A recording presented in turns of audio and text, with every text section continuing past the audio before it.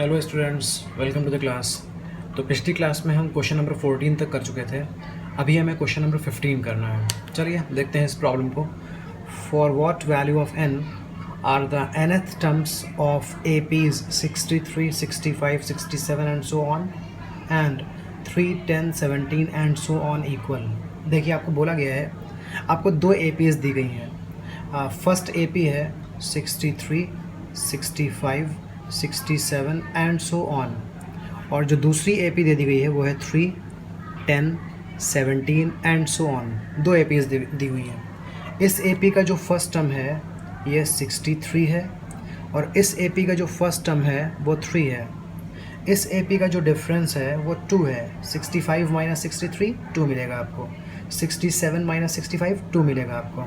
अगर आप यहाँ डिफरेंस निकालेंगे तो आपको 10 माइनस 3 7 मिल जाएगा। आप चाहें तो 17 माइनस 10 कर लें तब भी 7 मिल जाएगा। ओके जी, तो आपको दो APs गिवन हैं। इस AP का फर्स्ट टर्म और डिफरेंस हमने फाइंड कर लिया है। इस AP का फर्स्ट टर्म और डिफरेंस फाइंड कर लिया है। दोनों को डिफरेंट दिखाने के लिए मैंने इधर फर्स्ट टर्म को स्मॉल a बोला है और इधर कैपिटल A बोला है। इस डिफरेंस को स्मॉल d बोला है, इसको कैपिटल D बोला है। ओके, ताकि हम समझ जाएं कि कैपिटल A हम इस AP के बारे में बात कर रहे हैं, कैपिटल D हम इस AP के बारे में बात कर रहे हैं, और स्मॉल लेटर्स हम इसके बारे में बात कर रहे हैं। ठीक है जी, अब देखते हैं दोबारा क्वेश्चन में लिखा हुआ है for what value of n are the nth terms of these two APs। इन दोनों APs का nth टर्म आपस में इक्वल है। अगर इन दोनों APs का nth टर्म आपस में इक्वल है तो बताइए वो nth टर्म कौन सा होगा, मतलब n की वैल्यू क्या होगी। ओके जी, nth term of this AP is equals to nth term of this AP। दोनों का nth टर्म निकालते हैं। ये कैपिटल मतलब इस AP की बात हो रही है, और ये स्मॉल का मतलब इस AP की बात हो रही है। आपको पता है nth टर्म फाइंड करने के लिए जो फॉर्मूला होता है वो होता है first term plus n-1 into common difference. इधर आते हैं, इस AP का अगर आपको nth टर्म निकालना है तो फर्स्ट टर्म कैपिटल A है plus n-1 into common difference, वो यहाँ पर कैपिटल D है। समझ गए आप? आई होप सब कुछ क्लियर है। देखिए दो APs गिवन थी, हमने इस AP को देखकर इसका फर्स्ट टर्म और डिफरेंस निकाल लिया, दूसरी AP को देखकर उसका फर्स्ट टर्म और डिफरेंस निकाल लिया। अब क्वेश्चन में बोला गया है कि इन दोनों APs का nth टर्म आपस में इक्वल है, तो बताइए n की वैल्यू क्या होगी। ओके, यहाँ का nth टर्म ये होगा और यहाँ का nth टर्म ये होगा। इस nth टर्म में मैंने A और D स्मॉल लिया है क्योंकि यहाँ फर्स्ट टर्म और डिफरेंस को हम स्मॉल लेटर से डिनोट कर रहे हैं और यहाँ कैपिटल से डिनोट कर रहे हैं। आई होप समझ गया हूँ। चलिए जी, अब मैं ज़रा ऊपर का पार्ट इरेज कर देता हूँ और फिर मैं इसको सॉल्व करता हूँ। ओके, इसको सॉल्व करते हैं। यहाँ देखिए A की वैल्यू है, A का मतलब फर्स्ट टर्म, ये इस AP से निकालिएगा, तो यहाँ का फर्स्ट टर्म 63 है प्लस n-1d। n की वैल्यू तो मालूम नहीं है, डिफरेंस की वैल्यू मालूम है, वो 2 है, तो यहाँ 2 पुट कर दीजिए, is equals to A plus n-1d।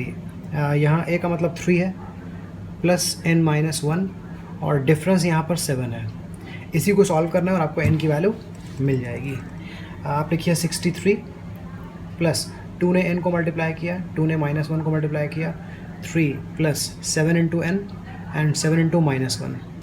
63 minus 2 हो जाएगा 61 plus 2n is equals to 3 minus 7 हो जाएगा -4 प्लस 7n। अब आप 7n लिखिए, इस 2n को इधर भेज दीजिए तो हो जाएगा -2n। 61 लिखा हुआ है, ये -4 गया इस तरफ तो ये +4 हो गया। ठीक है जी, अब देखो आप 61 प्लस 4 होता है 65, 7n माइनस 2n होता है 5n। इस 5 को आप भेज दो लेफ़्ट साइड में तो 65 अपॉन 5 ये हो जाएगी n की वैल्यू। तो सॉल्व करने पर आपको n मिल जाएगा 13। मतलब जिस क्वेश्चन को हम सॉल्व कर रहे थे वो क्वेश्चन तो ये था, हमसे पूछा गया था इस क्वेश्चन में n की वैल्यू क्या होगी। अगर nth टर्म इक्वल हो तो n की वैल्यू क्या होगी। ओके, तो n की वैल्यू 13 होगी। आई होप आपको ये क्लियर हो गया है। चलिए क्वेश्चन नंबर 16 देखते हैं। क्वेश्चन नंबर 16 में लिखा हुआ है determine the AP whose third term is 16 and seventh term exceeds the fifth term by 12। पहले तो इन्होंने थर्ड टर्म की वैल्यू दे दी है, थर्ड टर्म की वैल्यू इन्होंने 16 दे दी है। फिर ये बोलते हैं कि जो सेवन्थ टर्म है वो फिफ्थ टर्म से 12 ज़्यादा है। ये है सेवन्थ टर्म और ये है fifth term, seventh term fifth term से 12 ज़्यादा है, तो इस तरह से आप इसको लिख दोगे। क्लियर? अगर मैं बोलूँ कि 8 5 से 3 ज़्यादा है तो यही इसको यूँ ही तो लिखेंगे ना, 8 माइनस 5 इज इक्वल्स 3। ओके, अब देखिए इसको ज़रा एक्सपैंड करते हैं। एक चीज़ थर्ड टर्म गिवन था और दूसरा सेवन्थ और फिफ्थ टर्म का डिफरेंस गिवन था 12। आपको बताना है कि ए पी क्या है। ठीक है जी, ए पी बताने के लिए आपको फर्स्ट टर्म पता होना चाहिए और डिफरेंस पता होना चाहिए, तब ए पी बता पाएंगे आप। तो थर्ड टर्म का मतलब तो ए प्लस 2d होता है, समझ गए होंगे आप, ये 16 हो गया। सेवन्थ टर्म का मतलब ए प्लस 6d होता है, माइनस फिफ्थ टर्म का मतलब ए प्लस 4d होता है, इज इक्वल्स टू 12। ये हो जाएगा A plus 6d minus A minus 4d is equals 12। A cancel हो गया, फिर 6d माइनस 4d 2d हो गया। अगर 2d की वैल्यू 12 है तो d की वैल्यू 12/2 मतलब 6 हो गई। अब ये d की वैल्यू उठाकर आप रख दो इस इक्वेशन में, तो आपको a की वैल्यू मिल जाएगी। ठीक है जी, substitute this value of d in equation number 1। So चलिए लिखते हैं a प्लस 2, d की वैल्यू हमने 6 लिखी, इज इक्वल्स टू 16।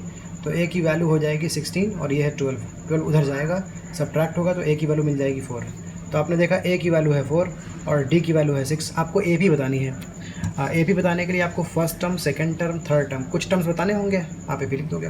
तो फर्स्ट टर्म तो आपने देखा है 4 है, सेकंड टर्म मतलब ए प्लस डी जिसको बोलते हैं वो 4 + 6 हो जाएगा और ये 10 हो जाएगा। अगर आपको थर्ड टर्म फाइंड करना है तो ए प्लस 2d कर लो, ए का मतलब 4 + 2, डी की वैल्यू है 6 और ये सॉल्व करने पर आ जाएगा 16। ठीक है जी, तो आप लिख दो हमको ए पी मिल चुकी है। ए पी का फर्स्ट टर्म 4 है, सेकेंड टर्म 10 है, थर्ड टर्म 16 है एंड सो ऑन। क्लियर। आप चाहो तो फोर्थ टर्म बता दो, आपने देखा ना डिफरेंस 6 है तो आप इसमें 6 ऐड कर दो, आपको 22 मिल जाएगा। आप इसके आगे बताना चाहते हो बता दो, अदरवाइज डॉट डॉट डॉट लगा दो कि ये ए आगे चलती रहेगी। हमने कुछ टर्म्स बता दिए हैं। जब भी आपको क्वेश्चन में पूछा जाए कि ए बताइए तो 3 या 4 टर्म्स लिखने के बाद डॉट डॉट डॉट लगा दिया करिए। ओके जी, अब हम आते हैं प्रॉब्लम नंबर 17 पर। Find the 20th term from the last. अक्सर हमसे पूछा जाता था कि हमें टर्म बताना है, लेकिन इस बार हमसे पूछा गया है 20th term from the last से 20th टर्म बताना है। ओके, ज़रा इस क्वेश्चन से रिलेटेड एक कॉन्सेप्ट को समझ लीजिए, फिर इस क्वेश्चन को हम समझ लेंगे। फॉर एग्जांपल हमारे पास कोई AP है 7, 9, 11, 13, 15, 17। बेटा अगर मैं आपसे पूछूं कि फ़र्स्ट टर्म क्या है इस AP का, तो आप बोलोगे फर्स्ट टर्म 7 है। अगर मैं आपसे बोल दूं कि इस AP का डिफरेंस क्या है तो आप बोलोगे 2 डिफरेंस है, क्योंकि 7 + 2 9 है, 9 + 2 11 है। क्लियर।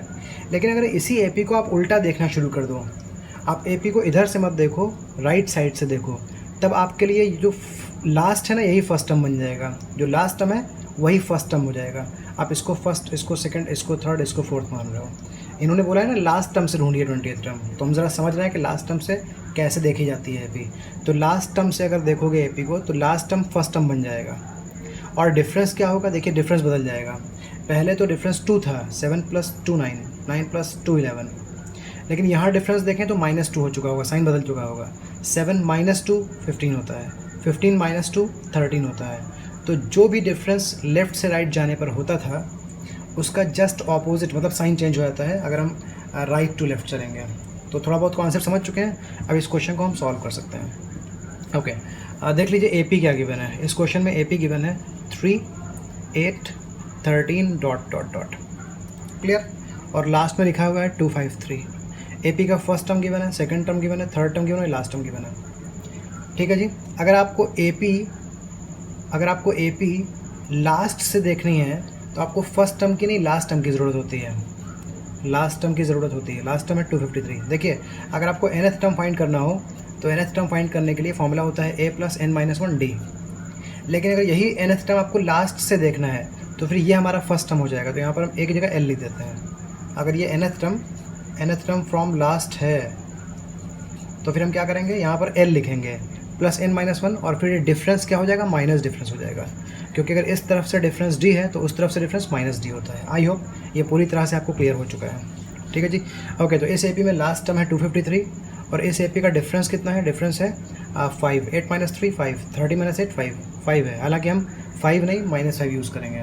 ओके, आपसे पूछा गया है 20th टर्म फ्रॉम लास्ट। तो आपको पहले बता दूँ कि अगर आपको nth टर्म पता करना हो फ्रॉम लास्ट तो इसके लिए फॉर्मूला क्या होता है, a नहीं होता है l होता है, +n - 1 इंटू d नहीं होता है, -d होता है। आप चाहो तो इस माइनस को हटाकर यहाँ माइनस लगा सकते हो, बिकॉज प्लस माइनस माइनस हो जाएगा। इस तरह से भी लिख सकते हो। क्लियर। ओके, चलिए इस फॉर्मूला की हेल्प से हम इसको सॉल्व करते हैं। ठीक है, मैं ऊपर सॉल्व करता हूँ या यहाँ का स्पेस ले लेते हैं। nth टर्म हमें फाइंड करना है 20th टर्म। देख लीजिए हमें 20th टर्म फाइंड करना है लास्ट से। तो आप लिखोगे A20 is equals to L, L का मतलब लास्ट टर्म वो है 253 plus n minus one, n मतलब 20 माइनस वन, और डिफरेंस को नेगेटिव लेना है। डिफरेंस तो 5 है लेकिन आपको -5 लिखना है। ठीक है जी, ओके। आप देखो 20th टर्म फ्रॉम लास्ट आने वाला है। 20th टर्म ये फ्रॉम लास्ट हम देख रहे हैं, is equals to 253। 20 minus one होता है 19, 19 को 5 से मल्टीप्लाई करेंगे तो 95 बनेगा, और ये -95 बनेगा। ठीक है जी, 253 माइनस 95 हमें मिलेगा 158।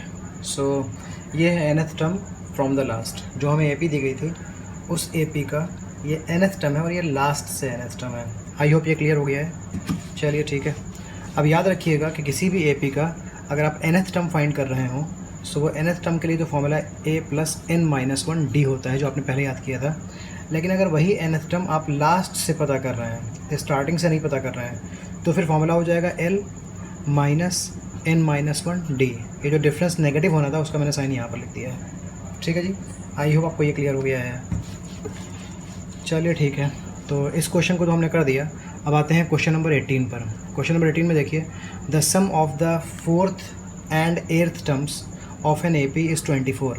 क्या लिखा हुआ है? 4th टर्म और 8th टर्म दोनों का सम 24 है। दूसरी बात क्या गिवन है? And the sum of 6th term and 10th term, 6th term ये रहा, 10th टर्म ये रहा, इन दोनों का सम 44 है। क्लियर? अब आपको बताना है फर्स्ट 3 टर्म्स क्या हैं AP के।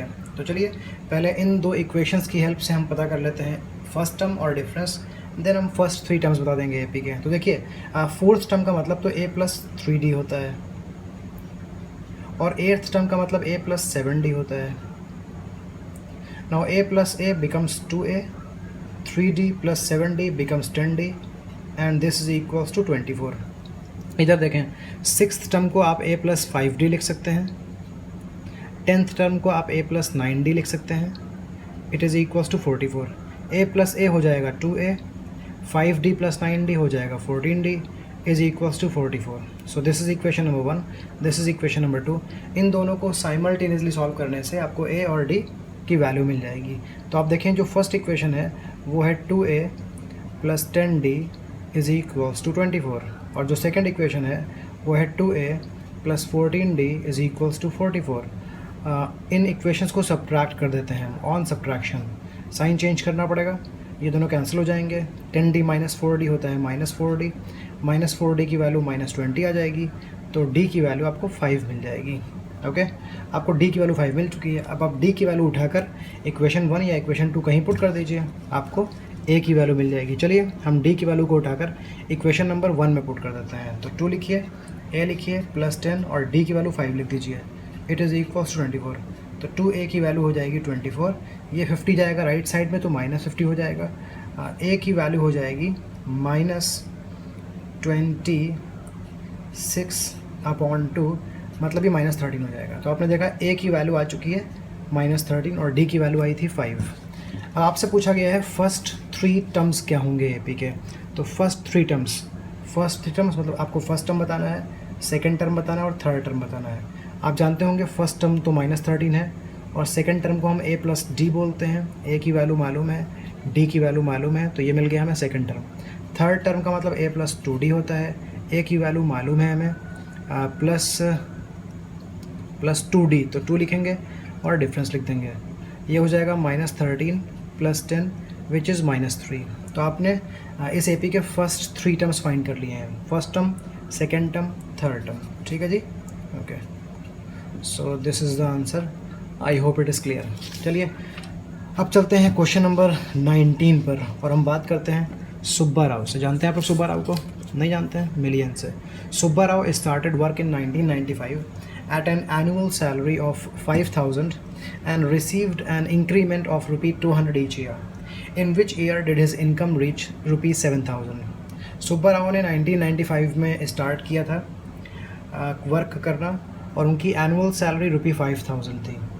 ठीक है जी, and he received an increment of ₹200 each year, और हर नया साल आने पर इनका 200 रुपये इंक्रीमेंट कर दिया जाता था। मतलब ये है कि अगर पहले साल इनकी सैलरी इतनी है तो नेक्स्ट ईयर इनकी सैलरी इतनी नहीं होगी, नेक्स्ट ईयर इसमें 200 रुपये ऐड हो जाएगा, मतलब नेक्स्ट ईयर की उनकी ये सैलरी है। फिर उसके अगले साल की इनकी सैलरी इतनी है, फिर उसके अगले साल की इनकी सैलरी इतनी है। तो ये फर्स्ट ईयर की सैलरी है, ये सेकंड ईयर की सैलरी है, थर्ड ईयर की सैलरी, हर साल 200 रुपये बढ़ रहा है। फिर कुछ टाइम आएगा कि उनकी सैलरी 7000 बन जाएगी। तो आपको बताना ये है कि किस साल इनकी इनकम 7000 बन जाती है। ओके, तो आप देखें साफ साफ ये एक एपी दिख रही है आपको, क्लियर, साफ साफ एपी दिख रही है। आपने देखा कि income of Subba Rao, income of Subba Rao, आप लोगों में से कोई सुब्बा राव है? I love this name, Subba Rao. Income of Subba Rao क्या है? In successive years. अगर हम एक के बाद एक सारे सालों की इनकम देखें तो क्या है कि 1995 में जो इनकी इनकम है वो है 5000, और 1996 में इनकी इनकम है 5200, और 1997 में जो इनकी इनकम होगी वो होगी 5400। फिर पहुँचते किसी साल में इनकी इनकम 7000 है।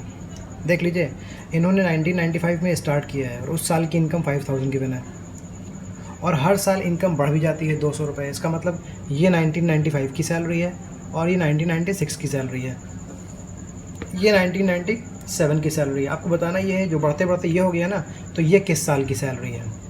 ठीक है जी, चलिए शुरू करते हैं। आपने ये तो देख लिया है कि ये एक एपी बन रही है। देखें, first term, second term, third term, इन 3 टर्म्स को देखकर आप समझ गए हो कि ये एपी है। अगर इन दोनों टर्म्स के बीच में डिफरेंस और इन दोनों टर्म्स के बीच में डिफरेंस और आगे आने वाले टर्म्स के बीच में डिफरेंस सेम चलेगा तो ये एपी कहलाती है। आप देखो, इस एपी का जो फर्स्ट टर्म है वो है 5000, और इस एपी का जो डिफरेंस है वो है 200, और इस एपी का जो लास्ट टर्म है वो है 7000। क्लियर? ज़रा इस क्वेश्चन को थोड़ी देर के लिए हटाते हैं। आपको पता होगा कि लास्ट टर्म को ही हम nth टर्म मान लेते हैं।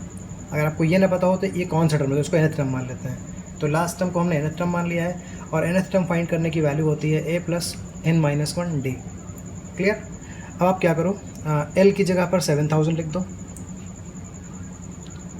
और a की जगह पर 5000 लिखो क्योंकि फर्स्ट टर्म 5000 है, प्लस n-1, और डिफरेंस की वैल्यू देख लीजिए 200 है। ठीक है जी, ओके, चलिए सॉल्व करते हैं। आप इस नंबर को इधर भेज दो, ये इधर आएगा, सब्ट्रैक्ट हो जाएगा, 2000 बचेगा, is equals to n-1 into 200। इस 200 को इधर भेज दीजिए तो ये 2000 अपॉन 200 n-1, तो n-1 की वैल्यू हो जाएगी 10, और थोड़ा सॉल्व करेंगे तो n की वैल्यू 11 मिल जाएगी। मतलब जो 11th ईयर होगा उस ईयर में सुब्बा राव की सैलरी 7000 होगी। Clear? His salary will be ₹7000 in 11th year. Joining का 11th ईयर जो होगा, अब सोचिए ज्वाइनिंग का 11th ईयर क्या होगा। अगर पहला साल ये है तो 11th ईयर कौन सा होगा, तो आप सोचिएगा, आपको ढूंढने पर मिल जाएगा। ठीक है जी, ओके, ट्राई करिएगा। ओके, सोचा किसी ने? तो अगर आप समझ नहीं पा रहे तो बता देता हूँ। 2005 में 11 ईयर्स पूरे हो जाएंगे, मतलब 2005 में सुब्बा राव की सैलरी 7000 हो जाएगी। देख लीजिए, 1995 ये पहला साल है ज्वाइनिंग का, इस तरह से 1996 दूसरा होगा, 1997 तीसरा होगा, इस तरह से फाइंड करते हुए आइएगा और आप देखिएगा 11th ईयर जो होगा वो 2005 होगा। सो आप लिख सकते हो, ये भी लिख सकते हो that his salary will become ₹7000 in 2005। I hope it is clear. चलिए जी, सुब्बा राव की कहानी तो हो गई। अब हम सुब्बा राव के बाद रामकली पर आते हैं। कहीं ये रामकली सुब्बा राव को जानती तो नहीं है? Okay, Ramkali saved ₹5 in first week of a year and then increased her weekly savings by ₹1.75. In the nth week, her weekly savings became 20.75. Find n. Okay. So Ramkali ₹5 save करती हैं पहले हफ्ते में, साल का पहला हफ्ता। तो साल का पहला मंथ तो जनवरी होता है, उस जनवरी के पहले वीक में रामकली ने ₹5 सेव किए हैं। फिर नेक्स्ट वीक उन्होंने अपनी सेविंग को बढ़ा दिया है 1.75 से। मतलब अगर उनकी पहले वीक की इतनी सेविंग है तो नेक्स्ट वीक की सेविंग दिस प्लस 1.75 होगी, और उसके बाद जो वीक होगा उसमें उन्होंने 1.75 और ऐड कर दिया होगा, और उसके बाद जो वीक होगा तो उसमें 1.75 इन्होंने ऐड कर दिया होगा। आप इनका टोटल कर लो, पता चल जाएगा किस वीक की क्या अर्निंग है, किस वीक की क्या सेविंग है। ओके जी, ओके। तो देखते हैं रामकली की फर्स्ट वीक की सेविंग क्या है। सेविंग ऑफ फर्स्ट वीक, तो फर्स्ट वीक की सेविंग है ₹5। क्लियर। अब पता करते हैं सेविंग ऑफ सेकेंड वीक। तो सेकेंड वीक में इन्होंने क्या किया है, ₹5 तो इनके पास पहले सेव हो रहे थे, इन्होंने इस बार बढ़ा दिया है। इन्होंने बोला है कि हम 1.75 बढ़ा कर सेव करेंगे, तो ये बन जाएगा 6.75। नेक्स्ट वीक की ये सेविंग है, ठीक है जी। अब देखिए saving of third week. Third week उन्होंने इसमें और 1.75 इंक्रीज़ कर दिया है। 6.25 सेव किया था पिछले हफ्ते, अभी 1.75 और ऐड कर दिया है, तो ये बन जाएगा ₹8 बन जाएगा ये। आई होप ये क्लियर है आपको। थोड़ी सी मिस्टेक हो यहाँ पर 6.75 होना चाहिए था, और 6.75 में ऐड करेंगे तो ये 8.5 बन जाएगा। I am sorry for the mistake. तो ये है इनकी सेविंग फर्स्ट वीक की, ये है इनकी सेविंग सेकंड वीक की, और ये है इनकी सेविंग थर्ड वीक की। आप देख सकते हो कि यहाँ से यहाँ आने के लिए आपने 1.75 ऐड किया है, इसका मतलब इनके बीच का डिफरेंस 1.75 है। यहाँ से यहाँ आने के लिए आपने 1.75 ऐड किया है, मतलब डिफरेंस 1.75 है। तो एक तरह से ये AP बन रही है। क्लियर। अगर हम इनकी सारी इनकम्स को सारी सेविंग्स को देखें तो पहले वीक की सेविंग ये है, दूसरे वीक की सेविंग ये है, तीसरे वीक की सेविंग ये है, ऐसी सेविंग बढ़ती चली जाती है। और फिर कोई एक ऐसा वीक आता है जिस वीक में इनकी सेविंग ये लिखी हुई है 20.75। तो ये फर्स्ट वीक की सेविंग है, ये सेकंड वीक है, ये थर्ड वीक है। आपको बताना है ये कौन सा वीक है।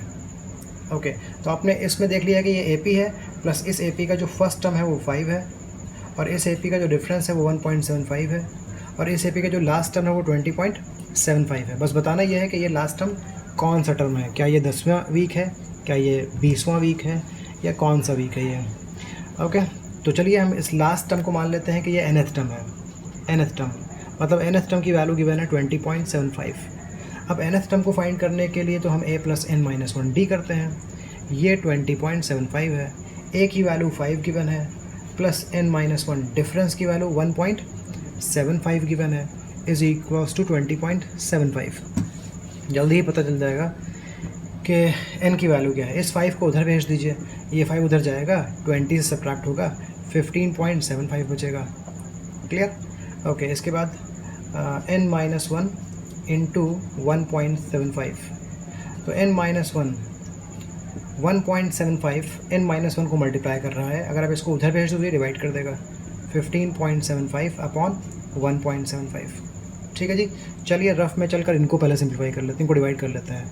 तो 15.75 को 1.75 से डिवाइड करना है। पहले तो आप ये दोनों डेसिमल रिमूव कर दो, फिर आप देखो अगर आप इसको डिवाइड करो 5 से तो आपको मिलेगा 35, और आप इसको डिवाइड करो 5 से तो आपको मिलेगा 315। अगर आप इसको डिवाइड करो 315 को 35 से डिवाइड करो तो 9 मिल जाएगा, मतलब ये 9 आ गया है। n-1 की वैल्यू 9 आ जाएगी, तो n की वैल्यू 10 आ जाएगी। इसका मतलब जो रामकली जी हैं, रामकली जी 10th वीक में ₹20.75 सेव करती हैं। So we have got the answer. आप लिख दोगे n की वैल्यू 10 है, और n की वैल्यू हमें n की वैल्यू ही फाइंड करनी थी। ठीक है जी, तो दिस इज़ डन। मिलते हैं नेक्स्ट वीडियो में। इसके आगे वीडियो में हमें AP के जो टर्म्स थे उनका सम फाइंड करना रहेगा। अभी तक तो आप ये पढ़ते थे ना कि 2, 4, 6, 8 ये एक AP है। अब बात की जाएगी इन सब का सम क्या है, उस पर हम चर्चा करेंगे। चर्चा में आप चाय लेते आइएगा। मिलते हैं नेक्स्ट वीडियो में। Thank you very much.